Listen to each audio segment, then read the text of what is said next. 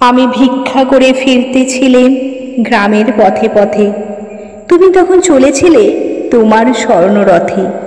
অপূর্ব এক স্বপ্ন সম লাগতেছিল চক্ষে মম।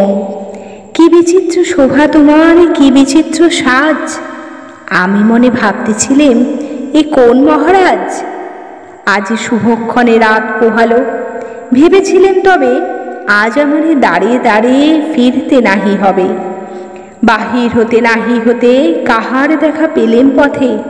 চলিতে রথ ধনধান্য ছড়াবে দুই ধারে।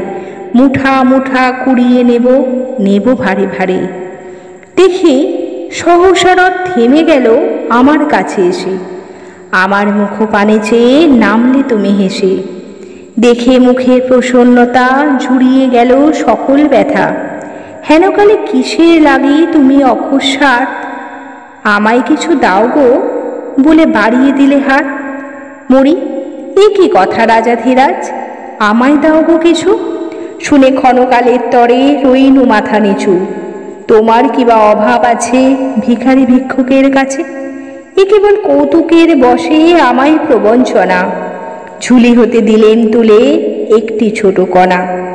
যবে পাত্রখানি ঘরে এনে উজাড় করি, এ কি ভিক্ষা মাঝে একটি ছোট সোনার কণা দেখি।